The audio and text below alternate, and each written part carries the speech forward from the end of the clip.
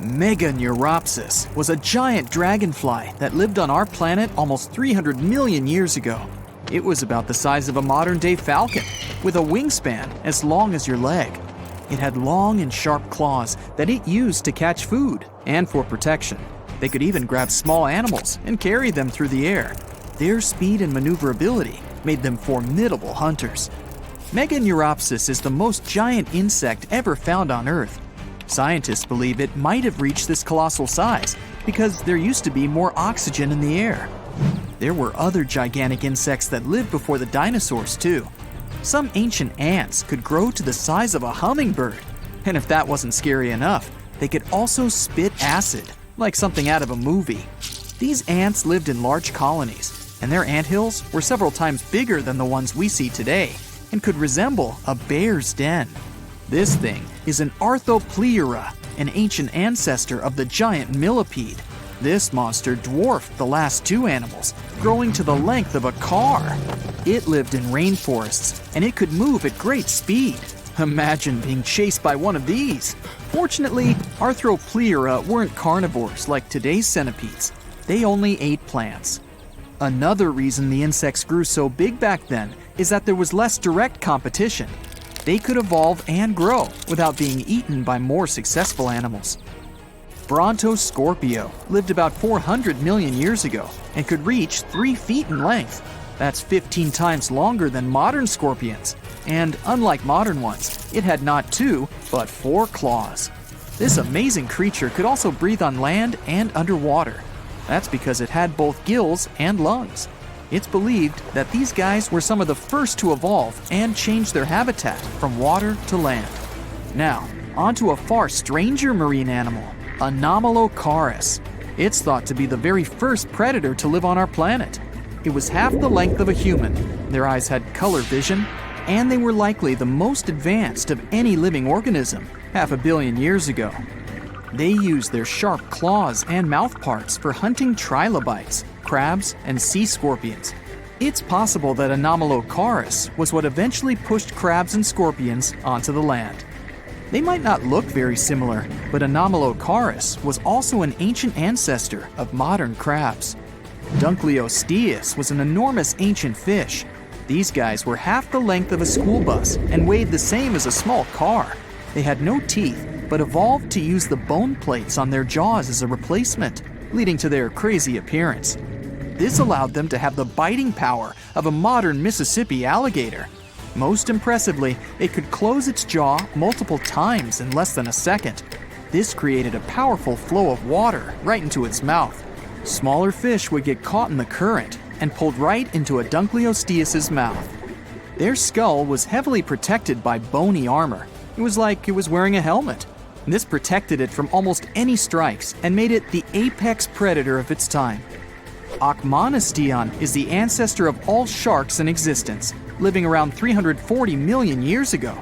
No one knows why, but in addition to the usual shark fin, it had something that looked like an anvil on its back. Another feature of the Achmonistion was a massive spike on the underside of its body. It was very sharp and covered with many teeth. Tiktaalik were some of the first animals to set foot on land. It had gills and scales, like a fish, but it also had some of the features of land animals. It looked a bit like a cross between a fish and a lizard. Its front and back fins began to turn into limbs, so it could crawl along shorelines. And it developed lungs as it spent more time out of the water. This weird fish may be the ancestor of pretty much every modern land animal today, including us. Back to land, this is a Dimetrodon. It looks like a lizard, but it's actually a synapsid, a close relative of mammals. It was the size of an alligator and had a giant sail on its back. Scientists aren't certain, but it's believed that the Dimetrodon used this sail to get heat from the environment faster. It also helped them camouflage themselves in the tall grass. These guys are often confused with dinosaurs, but they disappeared 40 million years before the first dinosaurs appeared. Over time, synapsids evolved into full-fledged mammals. And if we go further down this chain, we'll find out that humans evolved from these guys too. Dinocephalians. The name of these guys literally translates to scary-headed. This is because, in the process of evolution, their skulls became much thicker. These creatures were usually 19 feet long and weighed the same as a car. Some of them had long fangs like a saber-toothed tiger, but these giant lizards were herbivores. That doesn't mean that they were completely peaceful and docile, though. Scientists believe they fought within their species. They smashed their heavy foreheads into each other, like rams do now. Dinocephalians existed at a time when all our continents were still connected in a supercontinent, called Pangaea. Gorgonopsia looked a little like Dinocephalians, only these guys were carnivores. They were about the size of a wolf, but they spent a lot of time in water too. They usually lived on coastlines and could dive into the sea looking for food. They were also the first predators that could run fast. This is one reason why Gorgonopsia ruled the world about 265 million years ago. Later, these species mysteriously disappeared, leaving the dinosaurs to dominate the Earth. The cause of the mass extinction about 240 million years ago is unknown. But the second event that caused the extinction of 95% of all living organisms on Earth was a giant meteorite. The oldest tree remains are 385 million years old. Archaeologists found them inside a rock, where there were traces of the roots of many species of trees. These ancient trees evolved and began to turn the carbon dioxide in the air into oxygen. Gradually, they created the atmosphere we have now. This is the oldest winged insect in the world, Rhyniognathus. It's about 400 million years old, and there's still debate about the way it lived. Supposedly, it fed on plants, but it also might have eaten other animals. The oldest species of millipede is Pneumodesmus pneumani. It may have been the first living organism to breathe on the barren Earth around 400 million years ago. This little guy was only as long as a seed, but we only have one fossil, so they might have grown a bit bigger. Pneumodesmus might be a distant relative of all the millipedes and centipedes that exist today. The farther we go back in time, the more bizarre the living organisms look. 480 million years ago, Agirocassus coasted through the ocean. For its time, it was the largest animal on the planet, reaching 6.6 feet in length. Fortunately for other sea creatures, it wasn't a scary hunter. It ate the same way that the blue whale does today, swallowing loads of water so it could catch all the tiny things living in it. Dickinsonia lived 550 million years ago. These floating ovals varied a lot in size. Some could be the size of a fingernail, while other species were as big as a kitchen plate. The largest Dickinsonia may have been as wide as a stingray. These animals are so primitive that they didn't even have a skeleton. Some scientists thought it wasn't even an animal, but a fungus. But that was later disproven.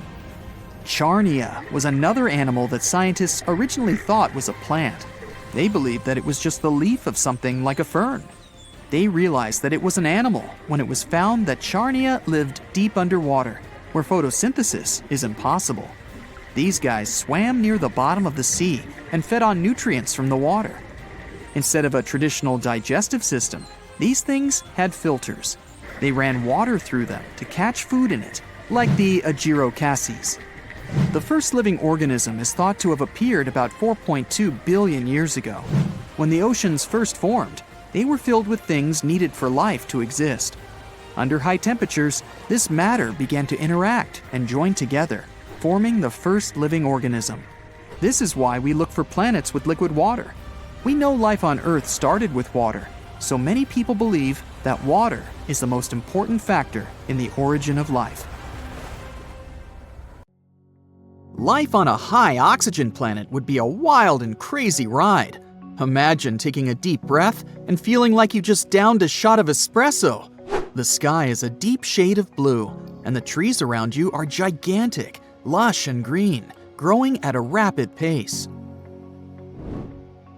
Daily exercise now becomes a breeze. With all that extra oxygen, you'd be able to run faster, jump higher, and lift heavier weights. Your morning run is basically effortless, and you notice that everything seems to move faster and with more energy. But you'd also have to watch out for the wildlife. The animals around you would be simply huge, and they'd move with a heightened speed and agility. Imagine getting chased by a cheetah that's hopped up on oxygen. It'd be like running from a Ferrari with legs. But how is this even possible? And how would high levels of oxygen affect the evolution of the planet and our life in general? To answer this question, you need to understand how oxygen works. Oxygen is like the fuel that powers the engines of life. It's a gas that's all around us, making up about 21% of the air we breathe. And don't let that small percentage fool you. Every time you take a breath, these little molecules get top priority access to your body's cells and help them produce energy. Without oxygen, your cells wouldn't have the energy they need to function properly, and your body would start to shut down. Oxygen is also incredibly versatile. It's used by a wide range of organisms, from tiny bacteria to massive elephants. It's even in the ocean. Marine organisms like plankton and algae produce a ton of oxygen, keeping the underwater world thriving. And not only is it a crucial component of life on Earth, it's also a fountain of youth. Oxygen keeps our skin glowing and our minds sharp. So don't forget to walk in the fresh air more often. But that's just the beginning. Oxygen is quite a multitasker, doing a bunch of different jobs at once. For starters, it's like the janitor of the atmosphere, cleaning up all the nasty pollutants and keeping the air fresh and clean. It's also the bodyguard of our atmosphere, protecting us from harmful UV rays and other dangerous cosmic stuff. Without it, we'd be like sitting ducks in the face of space radiation. And let's not forget about the impact of oxygen on the weather. It's like the puppet master, pulling the strings of the atmosphere and creating all sorts of wacky weather patterns. Tornadoes, hurricanes, thunderstorms, they're all just a product of oxygen doing its thing. And sure, these things are incredibly dangerous, but they also help redistribute nutrients and organic matter by lifting and transporting soil, leaves, and other debris to new areas. So they low-key help fertilize soil and provide nutrients for plants and other organisms. As you can see, the little oxygen molecules are working hard to keep everything in check. So what would happen if we suddenly raise the levels up to 30, 40, even 50%? Actually, too much oxygen can become very dangerous for us. There's such a thing called oxygen toxicity. It can lead to a range of pretty bad symptoms and even the worst of outcomes. It's like eating too much candy. It might taste good at first, but you'll regret it later. It may sound surprising, but if you get too much oxygen, you'll be out of breath. You might feel great at first, but pretty soon you'll start feeling dizzy, like you've been dancing for hours without taking a break. Also, high oxygen levels can be downright toxic to your body. It can leave you feeling like you got hit by a truck. In fact, something similar happened on Earth many years ago. For example, this kind of environment existed during the Carboniferous period, when plants first began to take root on land. At that time, oxygen made up 20% of the atmosphere, about the same as today. It continued to rise over the next 50 million years, reaching levels as high as 35%. It had some pretty profound effects on the planet. Around 300 million years ago, massive forests sprang up on land and huge swamps dominated low-lying areas. But as these giant plants decayed, something strange happened. The level of carbon dioxide in the atmosphere suddenly dropped. Normally, when something decays, microbes break it down and create carbon dioxide. This gas helps us to trap the sun's heat and makes the planet warmer. But when these giant plants were buried under the deep swamps, microbes couldn't do their magic. All this made our planet much cooler, in a temperature sense. Who knew that something as simple as a breath of fresh air could have such a big impact?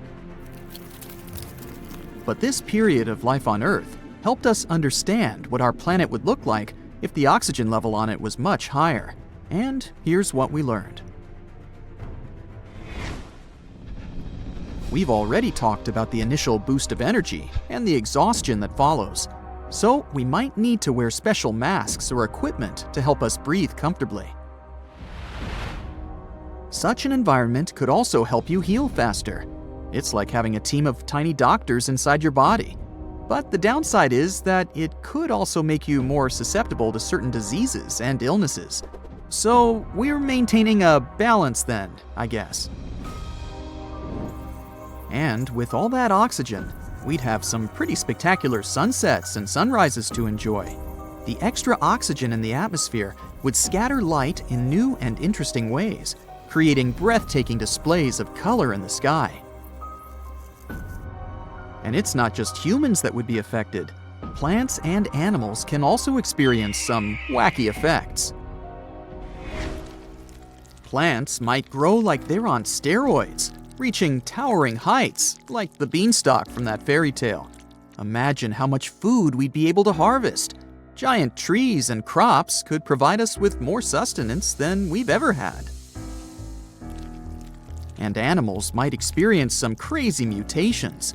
The oxygen-loving species, like insects and arachnids, would be the winners of this situation. They would simply thrive in such a world, growing bigger and stronger than ever before.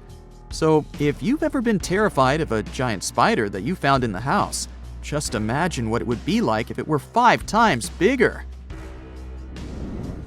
But for species that have adapted to lower oxygen levels, things don't look that great.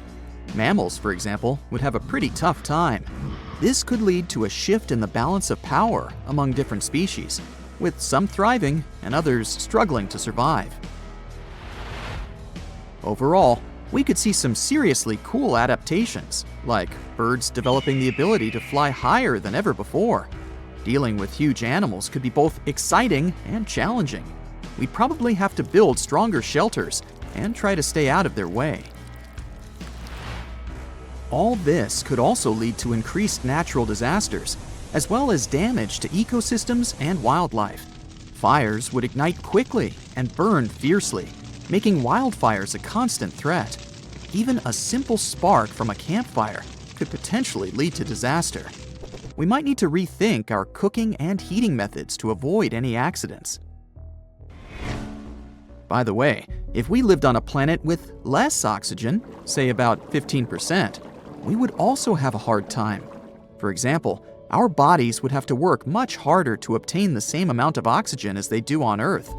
We would probably experience fatigue and shortness of breath much more quickly, and physical exercise would be much more challenging. We could have some problems with memory and concentration. So the amount of oxygen we have now is the most ideal. Let's appreciate it. As you can see, living on such a planet would be a real roller coaster. It would require some serious caution. But as long as we were careful, we'd be able to enjoy the benefits of all that extra oxygen in the air. Just be prepared for some wild and wacky effects along the way.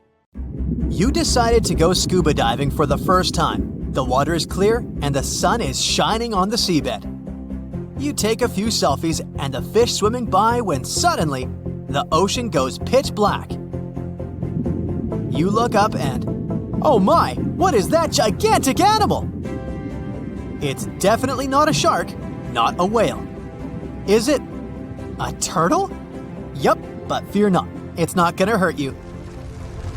If you had lived on this same Earth about 72 million years ago, then maybe this could have really happened to you.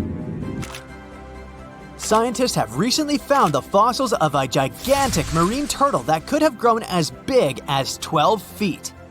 If you don't have any idea of how big that is, let's see some examples. That's the average length of a hippopotamus, 6 golden retrievers, or 2 Michael Jordans stacked on top of each other. The turtle's scientific name is an homage to that old-school sea monster called Leviathan. Maybe you remember this from old-school history lessons. The Leviathan is supposedly a mythical creature that would swallow entire ships or people that were deemed too greedy by the creature. Can you imagine being swallowed by this humongous sea turtle? No, thank you. The fossils of this gigantic creature began to be excavated between 2016 and 2021, all the way in northeastern Spain. The first fossil was located by a hiker in the Spanish Pyrenees, and it was around 8 inches long. The pelvis of this turtle alone measured around 35 inches. It would definitely be one of the biggest turtles today if it hadn't gone extinct. FYI, the largest living sea turtles today can reach up to 6 feet in length, which is already pretty big. Now, how about a gigantic prehistoric scorpion? I bet most people here are not huge fans of these creatures, especially since they're poisonous, which is why the thought of a 9-foot-long aquatic scorpion might be the stuff of nightmares. Let's just say that if they hadn't gone extinct some 400 million years ago, lakes and rivers would be much more dangerous places for humans today. These gigantic insects were considered to be apex predators in their time, hunting everything from fish to other animals, even of their own kind. Yikes! I got goosebumps just imagining these creatures. Should we thank the asteroid that hit our planet now or later on in this video? Another prehistoric animal that would shock humans if it were still alive is the so-called Megatherium, a gigantic sloth. This huge sloth is believed to have grown up to 20 feet long, and its weight could be up to 8,000 pounds. It was found in the woodlands and grasslands of South America. The creature used to stand on its 2 feet in order to reach leaves on high branches. These giant sloths had huge claws. They helped them climb trees. I gotta say, I feel uncomfortable imagining these elephant-sized sloths climbing trees. Oh, of course, some dinosaurs will make our supersized creatures list. But before that, here's a fun fact. Did you know some dinosaurs are still alive today? Scientists have proven that birds are classified as theropod dinosaurs. Such infamous creatures as the T-Rex and Velociraptor belonged to this group. I'm sure you've heard these names even before you watched Jurassic Park. The Velociraptor is that scary dino that breaks into the kitchen. Well, they evolved, gained some feathers, and turned into various species of birds we know today. That means that any bird from chickens to those little blue ones is a direct descendant of dinosaurs. Now, does the name Spinosaurus ring a bell? You can see this huge dinosaur in some museums today. Its fossils, I mean. The Spinosaurus was one of the biggest land predators to walk Earth. Actually, to walk its land and water, since scientists believe that this dino was semi-aquatic. It fed mostly on meat, which means humans would be its natural prey if it lived today. This meat-eating dino lived around 90 to 100 million years ago. It was about 60 feet long, 12 feet high, and weighed up to 22 tons. Its head was around the size of 8 bowling balls and was shaped like a crocodile's face. Basically, the Spinosaurus was a big African elephant with the face of a crocodile. Just kidding. But that would look funny though, wouldn't it? A much more attractive dino was this guy. It's considered to be the largest dinosaur that has ever lived on our planet. What made it so big was its extremely long neck and very long tail. You wouldn't want to stand behind this creature, believe me. If it decided to swish its tail, you'd get catapulted very far away. This creature lived around 100 million years ago, and its fossils were first found in Argentina around 2012. The dino measured 120 feet from head to tail, which made it almost as big as an American football field in width. And have I mentioned it weighed almost as much as a space shuttle? A staggering 75 tons. If it had been a carnivore, it would have probably been the greatest predator. But this big guy was a peaceful herbivore that had such a long neck that it could eat leaves from high trees. Cute, right? We must also talk about the Shastasaurus. As the name suggests, this animal is popularly known as the Mount Shasta lizard. even though it was a marine reptile and probably never set foot on the mountain itself. This dino was usually around 23 feet long, but there was a specific strand of this species that could get as big as 69 feet long, about the size of the great blue whale. This made it the biggest marine reptile to have ever lived. A fun fact about the Chicxulub is that scientists believe it didn't even have teeth, which means it could only feed on soft-bodied prey, such as squid, for example. The next animal on our list is the blue whale. Believe it or not, the biggest living animal on Earth actually started small. These days, the average mature blue whale can reach up to 100 feet in length and weigh up to 200 tons. That's more or less the weight of 40 elephants put together, or 30 Tyrannosaurus rexes, or 2,670 average-sized people. Blue whales have to eat up to 50 million calories per day to support that body. That's the equivalent of 30,000 Big Macs, just FYI. But blue whales weren't always this big. They actually evolved from a four-legged mammal that lived on Earth around 48 million years ago. Their ancestor was called Pachycetus, and it was only 6 feet long. Here's a fun fact. To be able to live in the water as one does today, the blue whale had to go through some intense adaptations. A blue whale can replace up to 80 to 90% of oxygen in its lungs each time it takes a breath. A human replaces only up to 15% for comparison. It allows these animals to dive for up to 1 hour at a time, down to a staggering depth of 330 feet. Elephants were bound to make the list. Elephants are currently the largest land animals on Earth. They can grow to be about 13 feet tall and weigh up to 7 tons. That's pretty small if we compare it to the other animals that once lived on Earth, right? But if we placed a 6-foot-tall human next to an elephant, we'll see it's not at all that small. African elephants are bigger than their close relatives, Asian elephants, and they have a similar lifespan to humans, up to 70 years.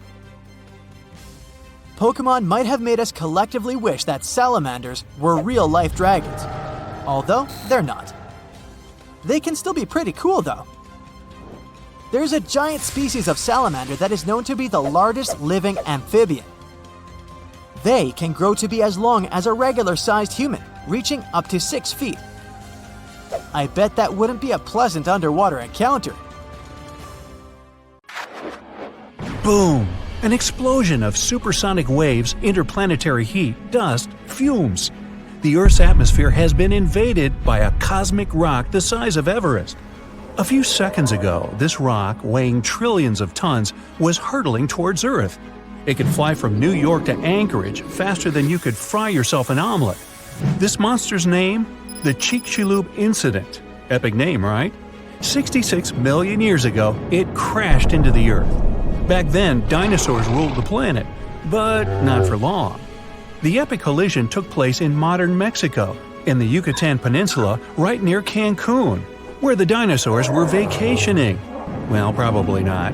Still, the huge space rock hit the ocean, but even all that water couldn't stop the inevitable. The collision caused a huge amount of energy to be released. The horror on a planetary scale had begun. Imagine a mini-sun lighting up the surface of the Earth with tsunamis the height of the Statue of Liberty bursting from the epicenter of the watery impact. Not good. The blast blew through the surface of the Earth. It was as hot as an oven and burnt everything in its path. The impact provoked a colossal earthquake and serious volcanic activity.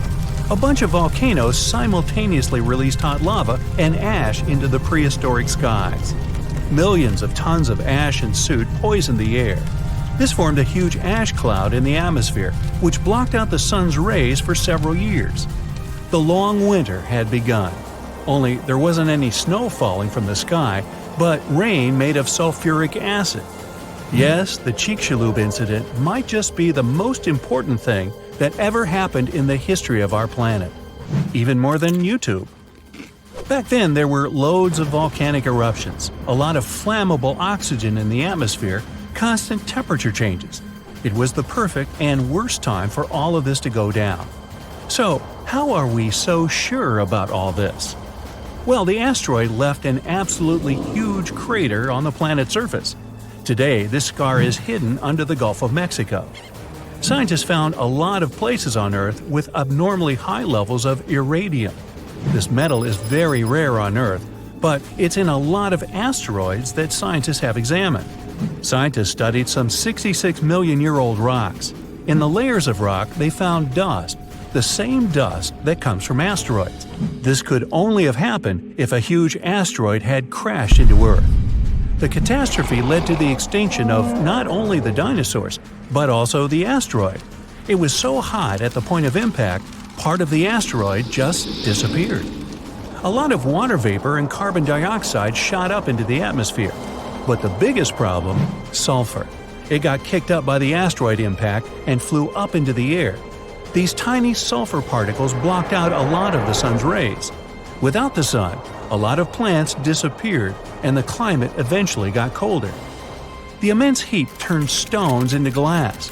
Scientists call these things tektites. The energy of the impact threw them up into the skies. After a short flight, the tektites fell down to Earth. But it wasn't pretty. Rain fell too, only instead of drops of water, you'd have seen hot glassy fireballs. They bombarded the planet's surface for days. The tektites set fire to everything.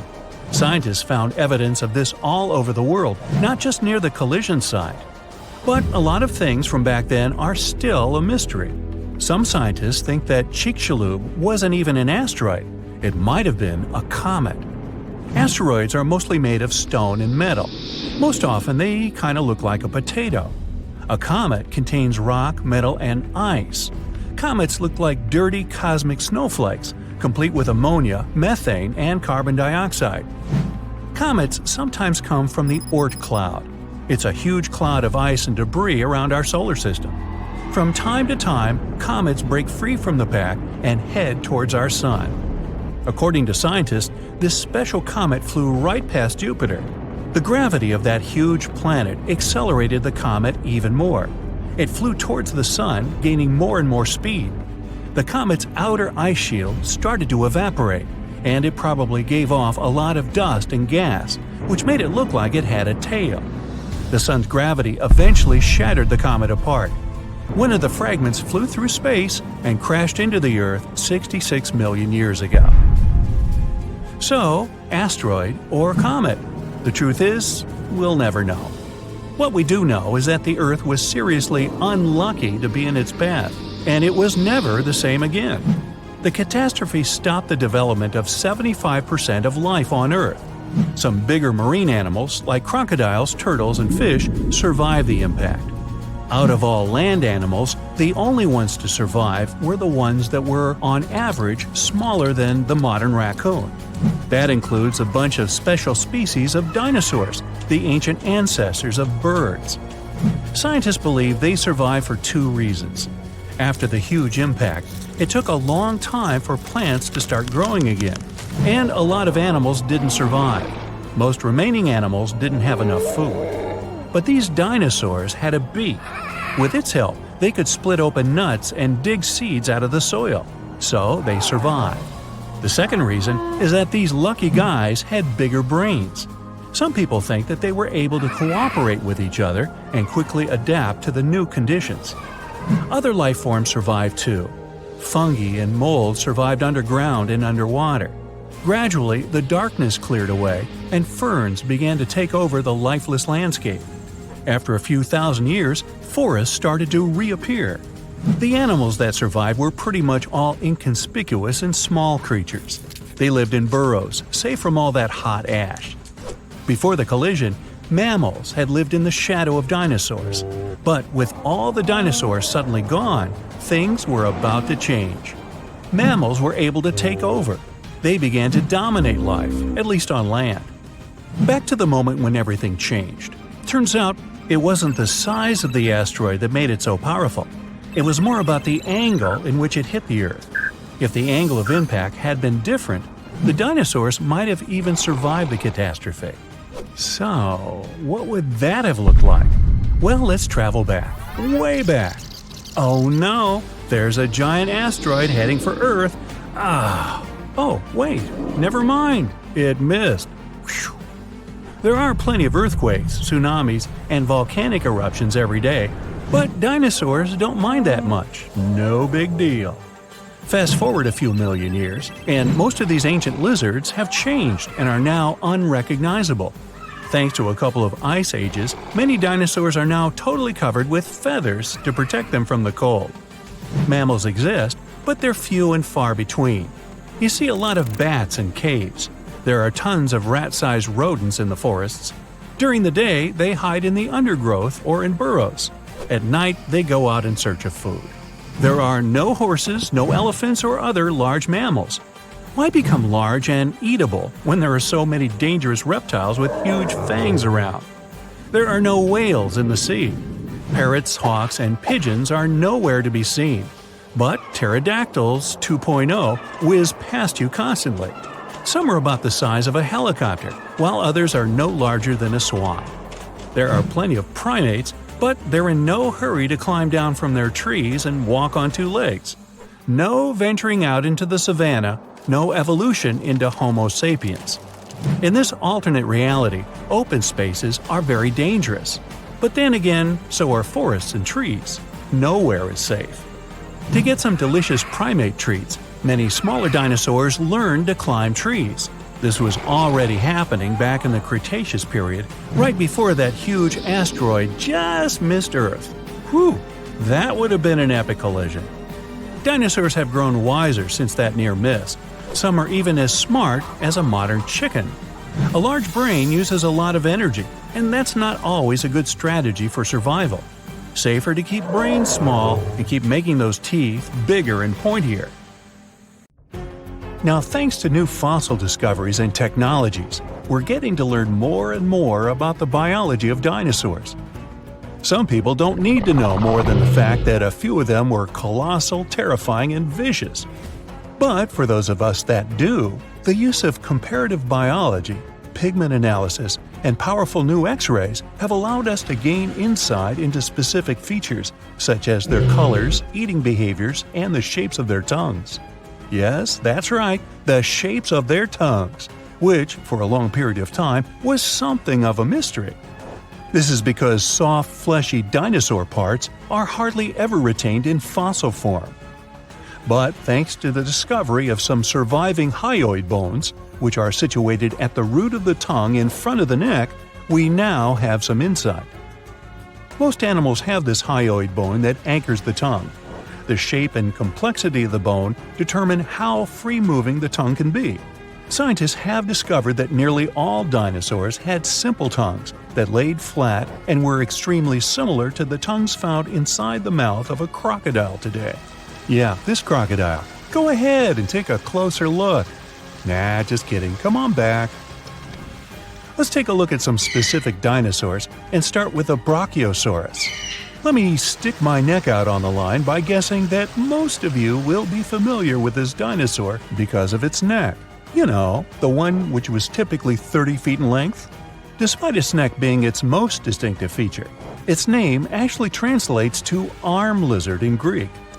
It's common knowledge that the Brachiosaurus is one of the largest dinosaurs to ever have lived. On average, it reached 76 feet in length and 40 feet in height, and it's roughly the length of 2 school buses and as high as a 4-story building.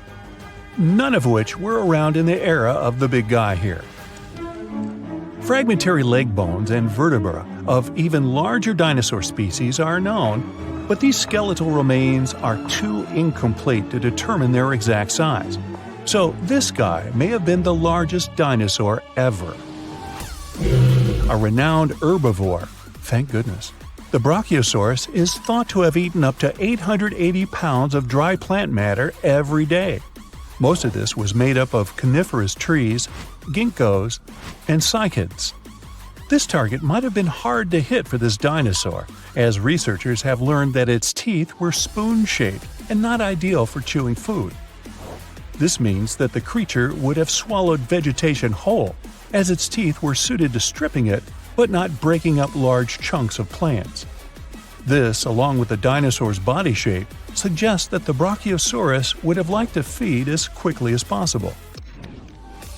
Dinos like these didn't always make use of their ability to strip towering trees when dining.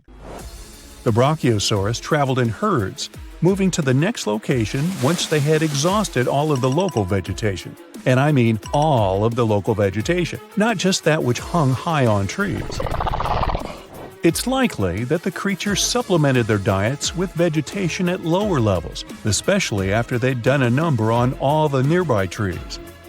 This method of feasting was the most energetically appealing for this giant. By munching on lower vegetation, researchers believe that the dinosaurs saved up to 80% in energy compared to when foraging for high-up food sources.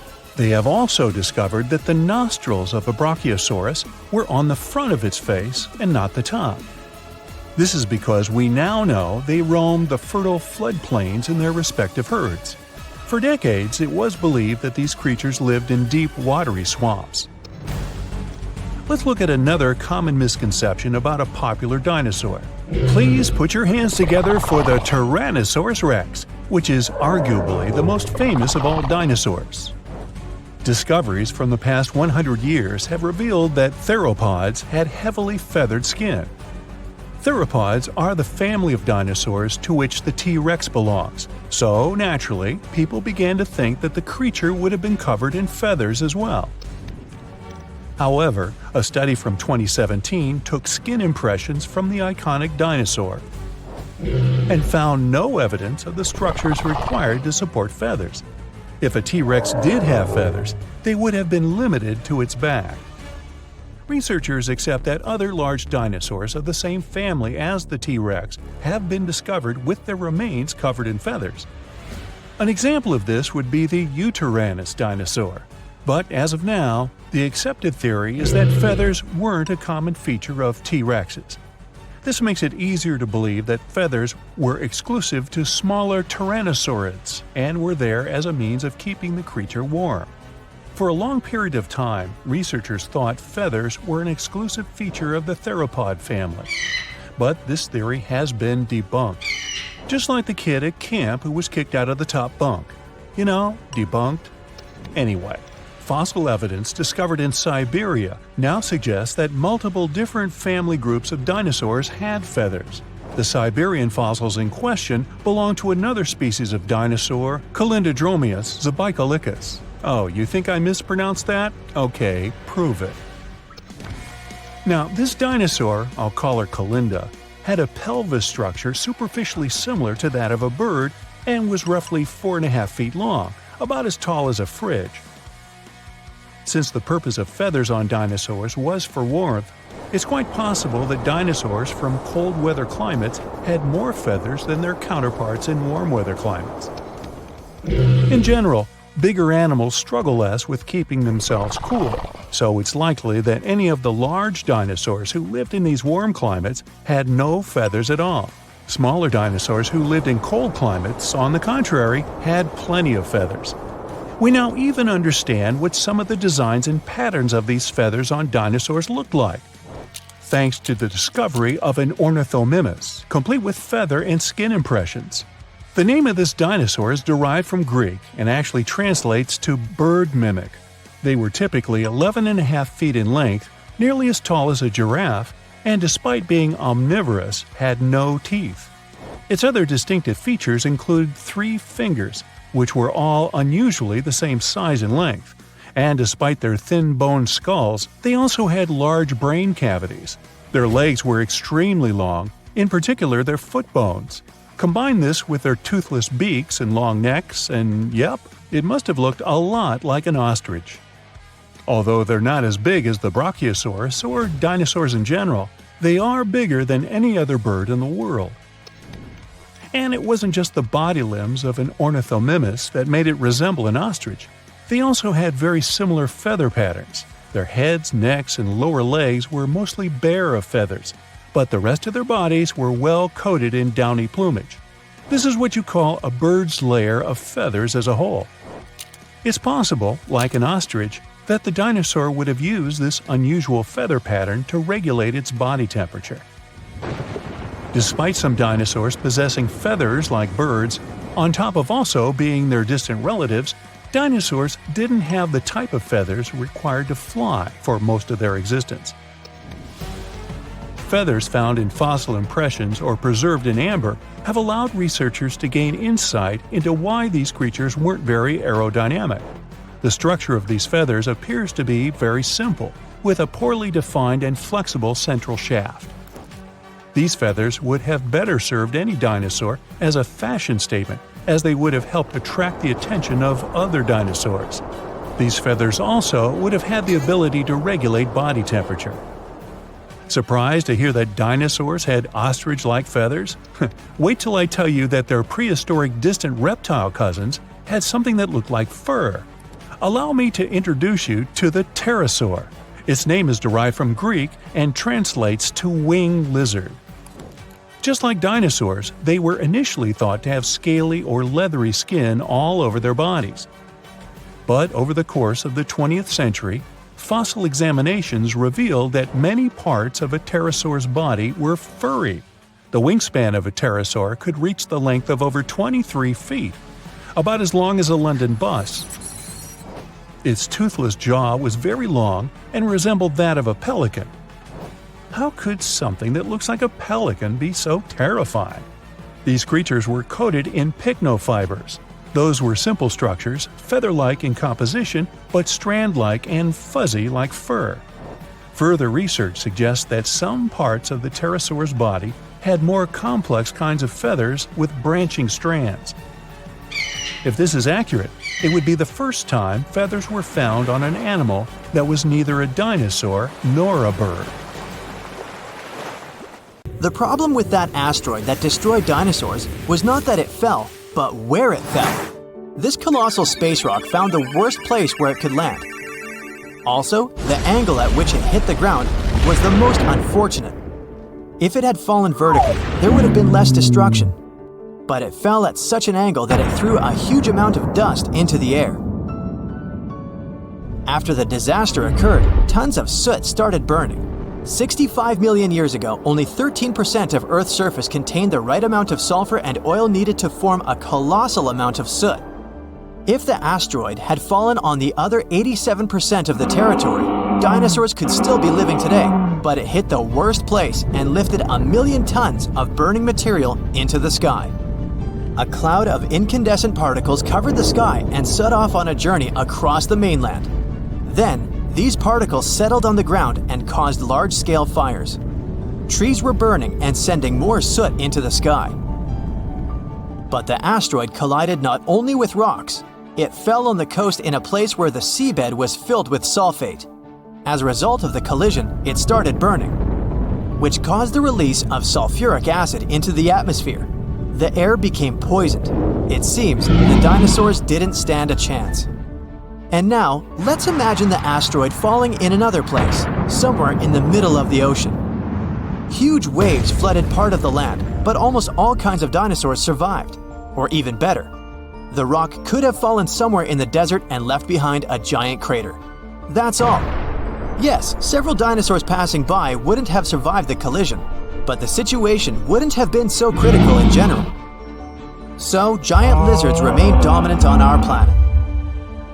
They don't allow other animals to develop since Tyrannosaurus and other ferocious reptiles hunt mammoths and other ancient creatures. The population of mammals is decreasing. Velociraptors are fighting for territories with saber-toothed tigers and giant bears.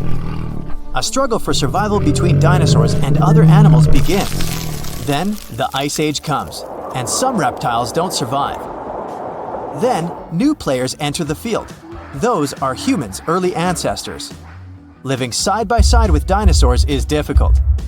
Lizards attack settlements and caves, so people have to build high walls for protection. By the way, the Tyrannosaurus poses less danger to people than you might have thought.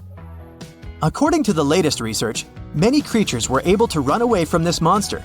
Yes, you probably saw how easily they caught up with cars in the movies, but it wouldn't be as scary in reality. Paleontologists and biologists have analyzed the strength of Dino's bones and found out that the creature couldn't reach high speeds. The maximum it was capable of was running twice as slow as a field athlete. Thousands of years have passed. People have learned to live with dinosaurs. They've even managed to tame some lizards. They've domesticated herbivorous dinosaurs to develop agriculture. Triceratopses and bulls now plow fields together. Imagine farms swarming with diplodocus or brachiosauruses. People climb their long necks and pick fruit from high trees. Stegosauruses protect pastures from wolves and velociraptors. Dinosaurs with shells, such as ankylosauruses, help people cross deserts. They, along with camels and donkeys, carry heavy loads. People share the planet with ancient lizards and live in harmony. The situation in the seas and oceans is much worse. Sea reptiles attack wooden ships and catch all the fish. Imagine that you're sailing to another continent with tons of grain, fabrics, fur, and other goods. And then a giant mosasaur appears on the horizon. It's one of the most powerful sea lizards. A great white shark looks like a small fish next to it. The creature could easily defeat a megalodon. And then it comes across a wooden ship. It bites into the deck and pulls the whole boat underwater. Water dinosaurs are the main obstacle to communication between countries. This slows the progress down for 100 years. People built metal ships to withstand the attacks of the mosasaur. And finally, they managed to establish sea connections. A similar problem occurs when the first planes take off into the sky. Imagine you're flying on a passenger Boeing. You look out of the window and see a pterodactyl. Wait, it's impossible. These winged lizards aren't so fast, but they can catch up with a helicopter or some old biplanes. This poses a serious threat to flights, so people install sound protection systems on board each aircraft. Pterodactyls hear irritating ultrasound from a distance and fly as far away from it as possible. People equip submarines and ships with the same sound shields. Then, after people have learned how to defend themselves from dinosaurs, another problem appears.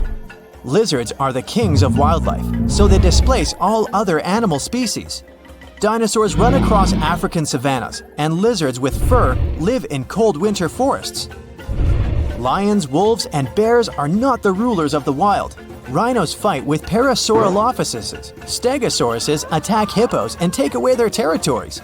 Venomous dinosaurs live in jungles. Lizards that can climb trees scare monkeys. Imagine a reptilian ape jumping from one branch to another. To save regular animals from extinction, people have to control the population of predatory reptiles. Huge parks and nature reserves appear in all countries. People transport dinosaurs there and separate them from other wildlife. Dinosaurs seem to be completely under control. When the danger caused by giant reptiles passes, people begin to breed smaller, harmless lizards. Someone buys a chameleon, and someone keeps a Microceratus at home. There are dinosaur exhibitions. People take these creatures for a walk as if they were dogs. Some people take selfies with reptiles, go shopping, and sit in cafes with small lizards. Dinosaurs aren't formidable now. They're kinda cute. People ride horses, camels, Parasaurolophuses, and Pachycephalosauruses. Of course, many have tried to tame velociraptors, but failed. Those are dangerous reptiles and they don't know how to obey. Taming them is almost as difficult as taming an alligator. But dogs and cats are still more popular because they're more intelligent. The brain of a dinosaur is almost the same as that of a chicken. But who knows, if they had lived to this day, perhaps they would have evolved into smarter creatures. Just imagine if dinos were intelligent. In this case, people would have a big problem. Some scientists think that even if a meteorite hadn't destroyed the dinosaurs, they wouldn't have survived to this day. They needed to carry their own colossal weight at all times. It was an enormous load on their bones and joints. Most dinosaurs wouldn't have been able to survive the Ice Age with such characteristics, but smaller lizards might have succeeded. Fast and agile dinosaurs, such as velociraptors and Pachycephalosauruses, would have survived, but in what form? Could dinosaurs have already evolved into something else? Look at the good old chicken. Many scientists believe it's a direct descendant of the formidable Tyrannosaurus. Somewhere deep inside the bird's DNA, there are genes that the dinosaur had. Yep, it's hard to believe, but look at the chicken's body structure and how it walks. Remove the plumage, cover the creature with scales, and give it toothy jaws instead of a beak. And now, you have a mini T-Rex in the coop. And by the way, not only chickens might be the relatives of giant lizards, many birds are dinosaurs' living descendants. Surprisingly, alligators, snakes, crocodiles, and monitor lizards are not as close to ancient reptiles as pelicans, storks, and other flying creatures.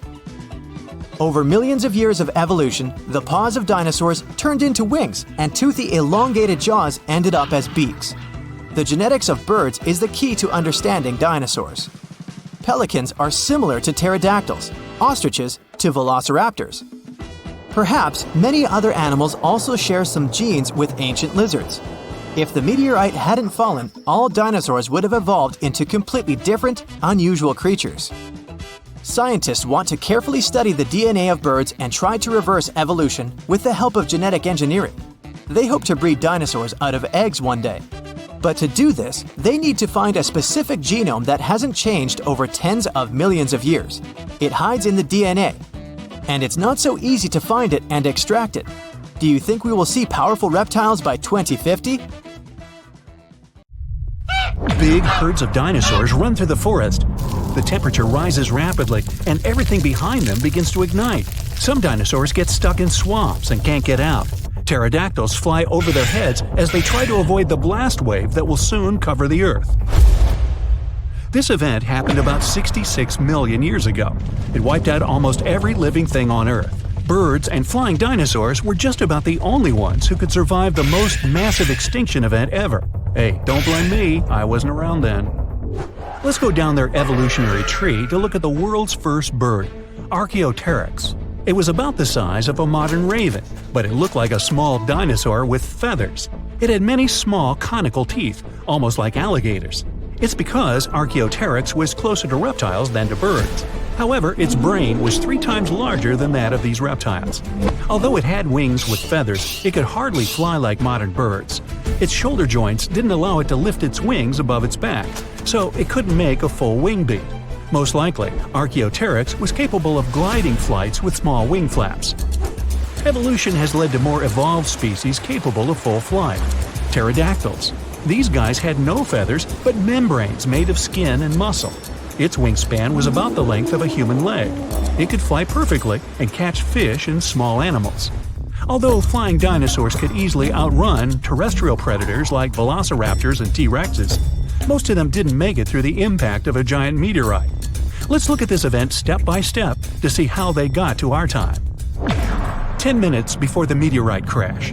A massive rock about the size of Manhattan Island is moving towards Earth in space.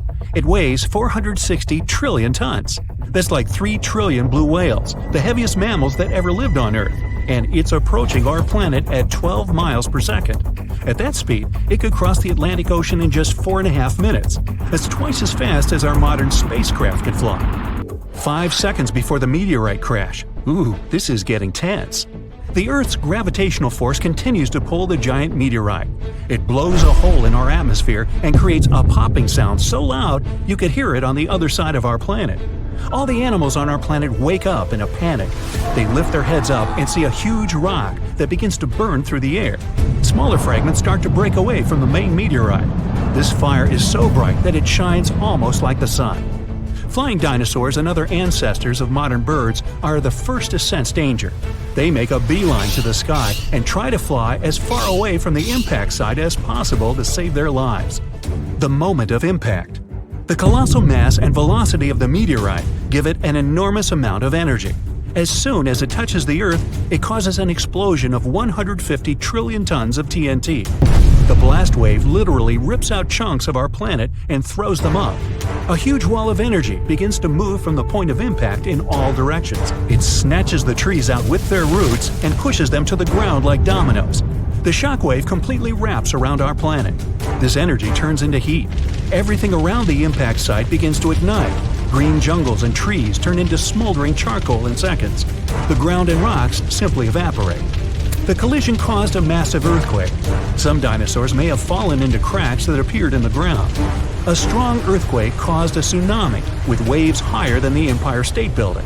Dinosaurs that weren't trapped in the burning forest were washed away by the enormous waves. The dinosaurs of North America tried to escape by running to the north, but the blast wave inevitably catches up with them. Flying dinosaurs have no problem with earthquakes or tsunamis.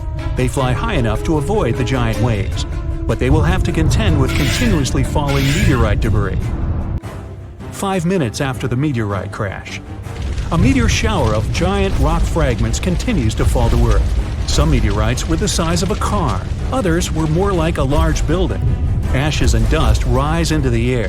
Their temperature is so high that they melt and turn into liquid lava and then fall back to Earth, causing more fires. Meteor showers cause trouble for flying dinosaurs too. They have to maneuver and dodge the falling red-hot rocks. The high temperatures are a huge problem for them because it might make them lose feathers. With no feathers, they aren't able to fly. 10 hours after the meteorite crash. The dinosaurs continuously ran north all this time. They found themselves in unfamiliar territory with many swamps. Giant dinosaurs like T-Rexes have legs as long as an adult human's height. They have a chance to get through this terrain, but if they fell, they could never get back up. The smaller dinosaurs like Triceratops had short legs and couldn't go through the dense swamps. 1 month after the meteorite crash. 15 trillion tons of ash were ejected into our atmosphere. A dark cloud blocked the sun, and the Earth was immersed in complete darkness. Surviving plants couldn't feed on the sun's energy and stopped producing oxygen. Surviving dinosaurs could hardly breathe because of the lack of air and a large amount of dust. The lack of sunshine in the sky made phytoplankton disappear. Many marine animals were left without their only source of food. The dust and ashes in the atmosphere prevent our planet from getting heat from the sun, and the temperature here is beginning to drop. The place where the meteorite fell was rich in sulfur. This toxic acid evaporated at the time of the impact and formed in clouds. Now there are acid rains on Earth. Flying dinosaurs now have to hide from these rains. They have to stay in caves and can't go outside to get some food. So far, a large number of terrestrial and flying dinosaurs have survived. They come out to see the aftermath of the disaster. The site of the impact was in present-day Mexico, the Yucatan Peninsula. The Chicxulub crater is located here. It's about 93 miles wide, like half of all of Lake Michigan, and it's 12 miles deep. You could plunge the whole Mount Everest in there, and there would still be 6.5 miles of available space. It wasn't the impact itself that made the dinosaurs disappear. The fire destroyed most of the plants the herbivorous dinosaurs ate. With no food, their numbers dwindled rapidly. Predatory dinosaurs had nothing to eat either. Acid rain and the disappearance of phytoplankton threatened all marine life. Even though birds managed to avoid the blast waves and tsunami, they were short of food too. About 80% of all birds didn't make it to the end of the extinction event. The problem was that all of the forests on Earth were wiped out. Most birds would nest and live in trees. Besides that, the forests were always full of food, from all kinds of ants and termites to flying insects and small mice. So, only those species that lived on the ground and could fly well survived. Most likely, they fed on the seeds of small surviving plants. This habit made flying dinosaurs lose their teeth during evolution. Instead of jaws with a bunch of sharp teeth, they got long beaks to grab tiny seeds from the ground. Although Earth looks like a terrible place to live now, there's an evolutionary boom for birds. They have to travel long distances in search of food. Their wings get stronger. They also feel safe from predators who regarded them as food before. No T-Rex now catches a sleeping bird off guard. About 1,000 years after the collision, the first dense forests appear. It gives another boost to evolution. 1 million years later, forests full of food are populated by the ancestors of modern mouse birds. And 65 million years later, in modern times, we have about 10,000 species of birds. Pigeons, crows, eagles, and hawks, even penguins. These are all descendants of the dinosaurs. But there were other survivors. Some alligator and crocodile ancestors were able to adapt to changing conditions. About 80% of turtle species managed to survive the mass extinction, and now their descendants live among us. Snakes and lizards were also able to wait out the hard times in their burrows. Even some mammals, like monotremes, survived. This hedgehog-sized animal was able to continue to evolve. Many millions of years later, these mammals evolved into primates, which later gave life to modern humans. Much, much later came the iPhone. Hey, we landed on the moon. We sailed around the world. Romeo met Juliet. Hey, it's hard to imagine that there are creatures out there who saw it all happen. Immortal animals. Well, almost. Glass sponges are weird little creatures that sit in one place for thousands of years. From their favorite spot under the sea, they witnessed the first Europeans crossing over to the Americas. They can live up to 15,000 years. And what's even cooler is that they can control their aging process, speed it up or slow it down. They have a glass-like exoskeleton for protection. Lobsters can grow back a limb if they lose it, and they're basically immortal. They produce an unlimited number of enzymes that keeps their DNA young forever, and they just keep on growing. That means they outgrow their own shells. They have to shed their exoskeleton every now and then and upgrade to a bigger one. The largest lobster ever caught was 44 pounds off the coast of Nova Scotia. Scientists think this large lobster was around 100 years old. It was around when Edison invented the phonograph. This next creature is a mix between a jellyfish and a tree branch. Each end of the hydra has a ringed foot, and it spends its days chilling by lakes and rivers. Its tentacles grab onto tasty snacks that swim past it. So, what's the secret to its immortality?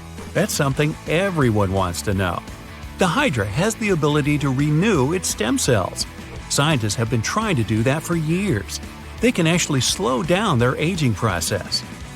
Now, these little sea creatures are red sea urchins. They sit on seaweed in shallow waters and are immortal. Well, we haven't been studying them long enough to know for sure. But scientists say they only grow in size, not in age. What? Well, they sort of stay like little baby urchins, but grow in size. Adult, baby urchin, okay. These little babies can reach around 100 years old, even 200. The slowest on the list? The giant tortoise. It can reach 200 years old. And one of the oldest is Jonathan. He's technically the oldest crawling land animal. He was born in 1832 and lives it up on a remote island called St. Helena. Jonathan's been through a lot. He's seen the very first American skyscraper, the Eiffel Tower. Oh yeah, he's also lived through every single World Series, starting when he was 71 years old. Now he can't see too well and he's lost his sense of smell, but he's still going strong. Back to the oceans and the Greenland shark. It's been known to be the longest living vertebrate and can live more than 400 years. Swimming around for that long in the deep, dark, cold ocean means these sharks are tough. They're able to withstand insane water pressure. Sharks are one of the only creatures today that haven't been affected too much by evolution. Many sharks have been around since the dinosaurs and haven't changed much. Scientists found out that they grow around a half an inch per year. So, with a little bit of quick math, they can easily find out the age of these tough sharks. Imagine seeing a shark that's older than the USA. This next creature is probably the most durable, indestructible, and cutest on the list. It's called a tardigrade, but scientists nickname it water bear because I guess it looks like one. But it's not exactly bear size. It has 8 legs and hands with a strange little nose.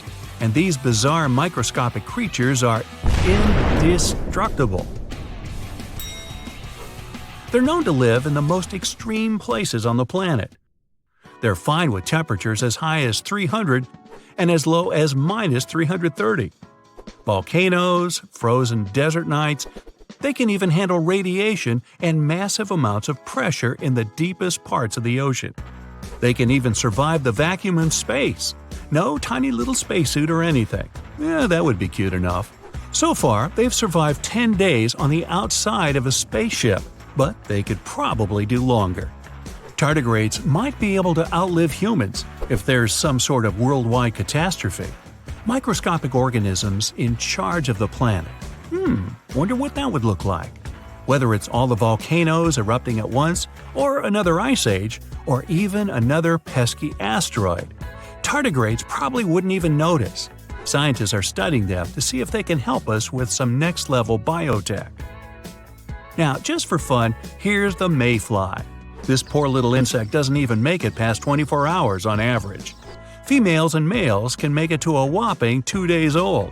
Talk about living in the moment. These little flies grow in swarms and are known to have one of the shortest lifespans of any creature. But as a species, well, they've been around for hundreds of millions of years. Jellyfish have discovered the fountain of youth, and surprise, surprise, it's been inside them all along. Not inspirational poster style, but literally, it's always been inside them. Jellyfish are able to reverse their aging process whenever they want. Imagine you're swimming along and then you think to yourself, gee, I kinda want to be 8 again. And poof, there you are. Who wouldn't want to go back to being 8? That's how jellyfish stay young and live stress-free. These brainless and boneless creatures can turn the clock back anytime they want, as long as no one bothers them. They're super chill, just floating in whatever direction the current takes them. Like, go with the flow? This creature looks like something right out of a sci-fi movie, and you could say it has sort of alien features. The giant weta outweighs a mouse and is considered one of the biggest insects out there. You find these big bugs in New Zealand. While jellyfish can reverse their aging process, some members of the weta family can come back to life. Talk about superpowers. If they get completely frozen, they start to make special proteins that stop their organs from getting ruined. After whatever amount of time they're frozen, they can be thawed out and brought back to life, like nothing ever happened. In fact, the giant weta has ears on its knees in its front legs. And because it can resurrect, it's also called the zombie bug. Planaria are flatworms that are unique. Apart from being practically immortal, they're the ultimate regeneration machines for lost body parts. If you take one of them and divide its body into 10 parts, you'll end up with 10 new planaria. You keep dividing them up, they'll keep multiplying, even though they're usually less than an inch long. Imagine if we could figure out how to do that. Would that be a way for us to live forever? Or would we end up with a totally crazy world with copies of everyone walking around? How about the world's fastest relay team, 4 identical Usain Bolts? Now, clams have been around for a really long time. Scientists have discovered that they can live up to 400 years old. These little shelled creatures are the ones that create those shiny little pearls everyone loves. A clam will go into action mode when a parasite gets inside. The clam tries to cover the parasite with a bunch of special chemicals, the same ones it uses to make the inside of its shell. That's when the magic starts to happen. When these chemicals harden up, they make a shiny, glossy pearl. The more chemicals, the bigger the pearl. Now, this long, slippery-looking creature lives deep in the caves of Europe. Olm can live up to be 100 years old. It spends its days hunting for little insects, snails, and crabs with its tiny front arms and wriggling snake-like body. Its skin is so pale that some locals even call it the human fish. Hey, wait a minute. The olm is almost blind, but it can still detect light. It just mostly does it through its skin.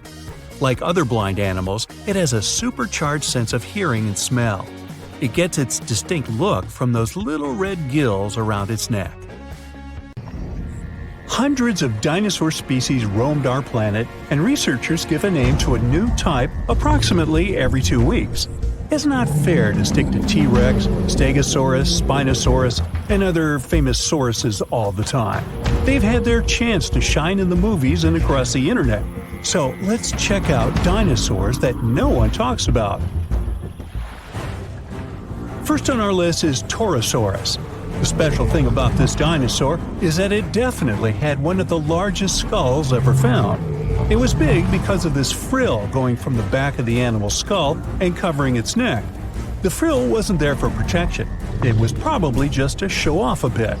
The bone in the frill was thin and full of holes. As you can see, it's very similar to Triceratops. There are still debates about whether these two are the same species, but more and more studies show that they were more like cousins. They were probably similar in size, but Pterosaurus had a longer head with big openings, as well as longer frill bones with a groove on top. It also had more pairs of horns on the back of the frill. Some like to call Pterosaurus a bull lizard. These fellows were plant eaters that may have lived in social groups. They existed at approximately the same age, but Pterosaurus somehow ended up on the less popular side of the family. Chicxulub was a small stegosaurus. It's one of the least cuddly dinosaurs of all time. Its long, thin spikes seem to be a pretty good defense mechanism. Stegosaurus, on the other hand, had shorter, thicker spikes that were less likely to bend or snap when the animal used them. Now, you wouldn't want to get anywhere near Chicxulub, though. Its tail could swing in a big half circle and hit with a force strong enough to break a human skull. Any volunteers? No? Okay. One scientist used scans of the dino's fossils to make a computer model of its skeleton. The model showed that Chicxulub had a flexible neck. It must have been really useful for looking around to see if something interesting was going on or if there was any dangerous animals trying to sneak up. Chicxulub typically walked on all four legs with straight hind limbs. The computer model tells us it could spread its front legs out to its sides, too. Maybe it was a way to protect its belly during fights. Stegosauruses, in general, had tails that were like big weights at the back of their bodies. That's why their balance point was closer to their hips. That's also the reason why they could easily stand on their hind legs and swing their tails around. So most people haven't heard of Heterodontosaurs, even though their fossils show that dinosaurs got feathers way back before we thought and in groups where we didn't expect it.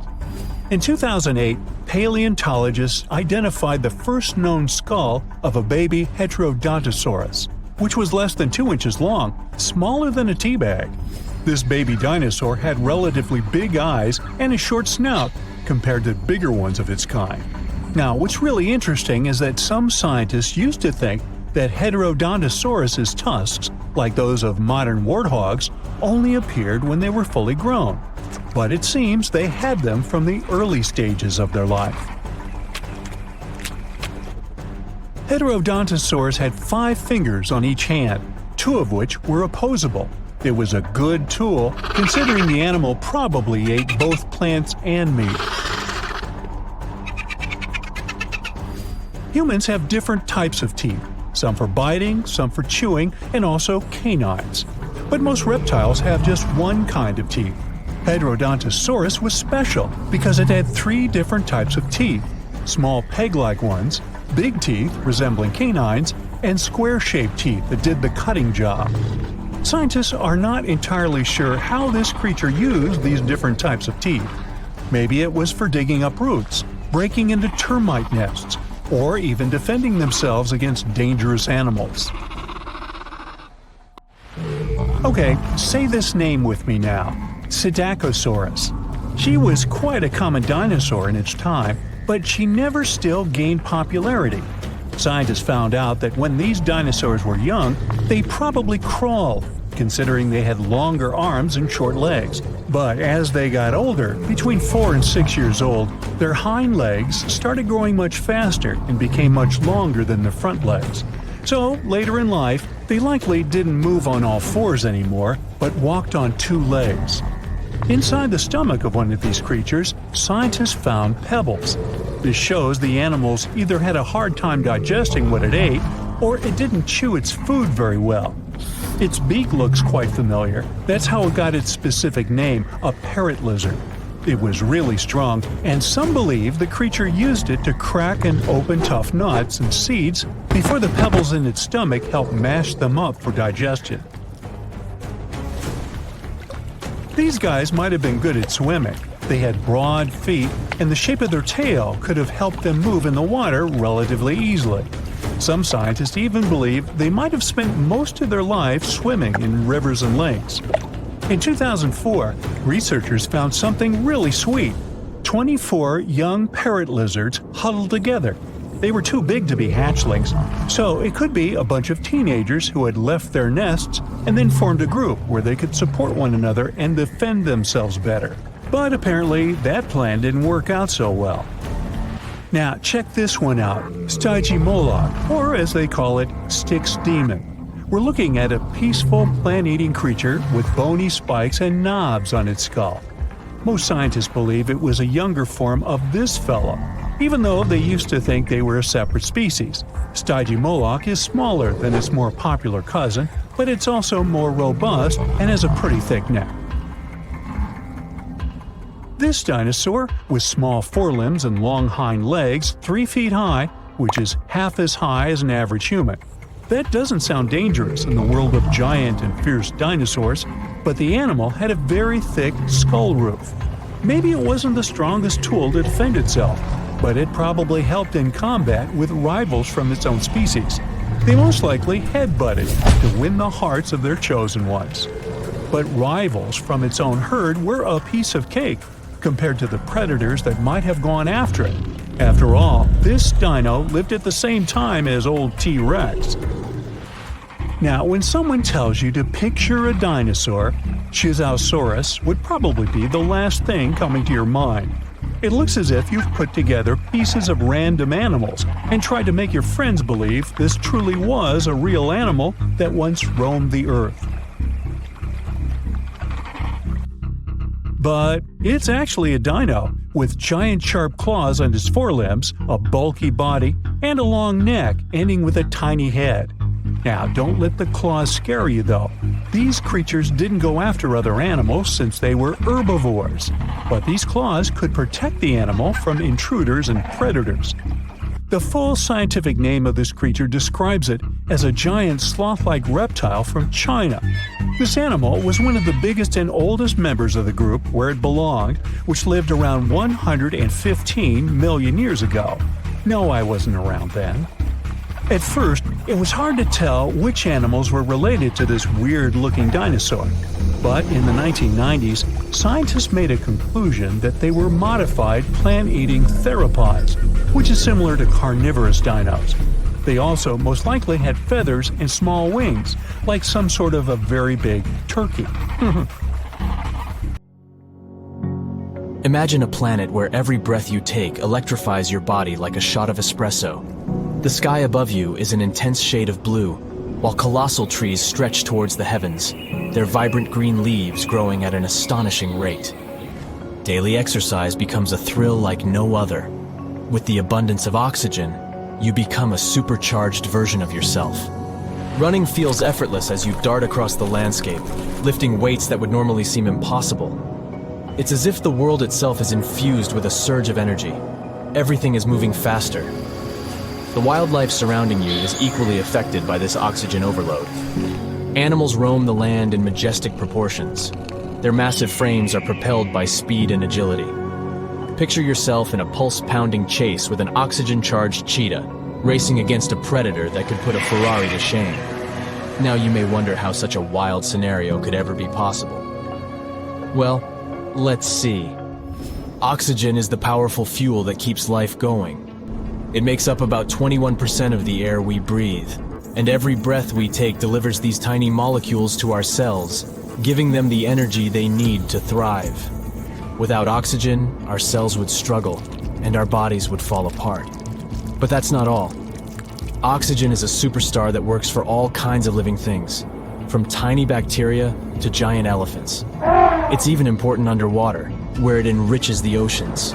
Amazing creatures like plankton and algae produce lots of oxygen, creating a thriving underwater world. But to fully understand the impact of high oxygen levels on the planet, prepare for a journey back in time.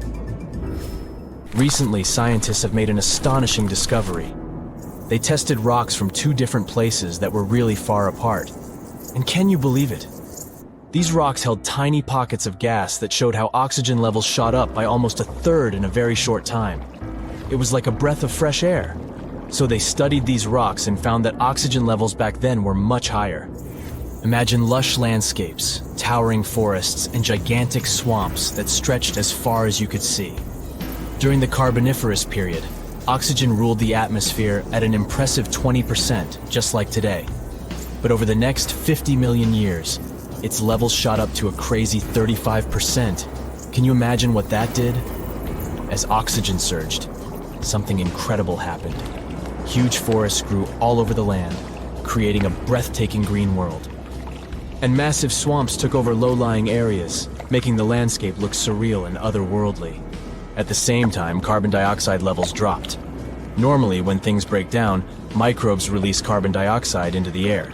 This gas acts like a warm blanket, trapping the sun's heat and raising temperatures. But in the mysterious swamps where these giant plants were buried, the microbes couldn't do their job. The result? The planet got really cold. Who would have thought that a breath of fresh air could have such power? The scientists are still trying to figure out why this happened. But one thing is certain, it wasn't just happening in one place. It was a worldwide phenomenon. It was like the planet was playing a funny game with the climate. But let's go even earlier. We see the first North American dinosaurs making their grand entrance. High oxygen levels are what gave a big boost to the rise of mighty dinosaurs in North America and beyond. Picture tropics filled with the magnificent giant creatures. Obviously, dinosaurs didn't just appear out of nowhere. They took advantage of a changing environment that was perfect for their evolution. Oxygen levels played a huge part in this dinosaur party. As oxygen levels rose, so did the size of these incredible creatures. They started small with predators like Chicxulub, and soon after, huge dinosaurs like sauropods took over the land. Then, 65 million years ago, dinosaurs disappeared and mammals took over. And here's the interesting part. Mammals never grew as big as dinosaurs. So what's the explanation for this? Mammals, and humans are mammals too, by the way, are special because we can regulate our body temperature. But that comes at a cost.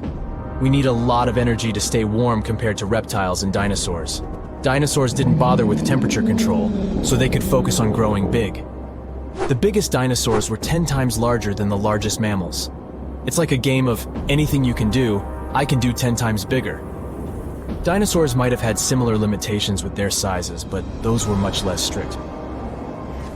Before the dinosaurs' extinction, mammals were very small. Many mammal species disappeared along with the dinosaurs. But survivors took advantage of the open ecosystem and rapidly diversified into various body sizes. However, after 42 million years of growth, mammals reached a size plateau. This happened on all continents, most likely because of the temperature and land area. Colder environments allowed mammals to grow larger. Balancing body size and heat became challenging. Land area also played a role in sustaining big populations. But making animals bigger isn't the only thing high oxygen can do. This humble gas is a true jack of all trades. It also acts as our loyal bodyguard, protecting us from harmful UV rays and other dangers from space. Without oxygen, we would be defenseless against space threats. Oxygen also has a fascinating role in shaping the weather. It teams up with its other atmospheric buddies to make the sky go wild with tornadoes, hurricanes, and thunderstorms. They mix and mingle in the air, creating just the right conditions for these exciting weather adventures to happen. And these adventures can be dangerous, but they serve an important purpose. They help distribute nutrients and organic matter, carrying soil, leaves, and debris to new places. So what if we decided to mess with nature and crank up the oxygen levels to crazy heights, 30%, 40%, or even 50%? Well, too much of a good thing can become dangerous. Oxygen toxicity is when too much of this gas causes big problems. It's like eating loads of candy. It's fun at first, but soon enough you'll regret it. Surprisingly, an overdose of oxygen can leave you struggling for breath, like a tired dancer in desperate need of a break. At first you might feel a burst of energy, but it doesn't last. Dizziness sets in, as if you've been spinning on the dance floor for hours without stopping. In extreme cases, too much oxygen can even harm your body, making you feel like you've crashed into a huge truck. So while oxygen is always with us, giving us life, it's important to appreciate its delicate balance. Don't put on your special breathing gear. Also, we wouldn't be the only creatures to suffer from this oxygen extravaganza. Mammals, for example, will struggle to adapt to these extreme levels. The balance of power among species will change drastically, and winners and losers will fight for survival in a world that's spinning out of control. And we'll need stronger shelters to deal with these gigantic animals. We'll have to stay nimble and avoid danger. Amidst all the chaos, there will be astonishing adaptations. Birds will fly higher than ever before, reaching heights that would amaze even the clouds. Also, get ready for more natural disasters and delicate ecosystems hanging in the balance. Fires will start quickly and rage fiercely, making wildfires a constant threat. Even a small spark from a campfire could cause disaster. We'll need to rethink our cooking and heating methods to stay safe in this oxygen-filled world.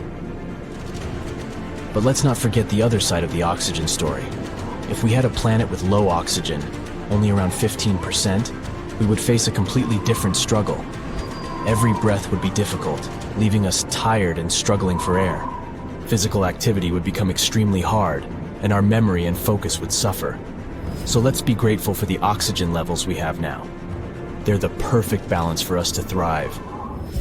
In this exhilarating journey through an oxygen-rich world, we've experienced breathtaking wonders and discovered the delicate balance of our planet. Let's cherish the magic in every breath, respect the interplay of oxygen and life, and embrace the thrill of this remarkable ride called life.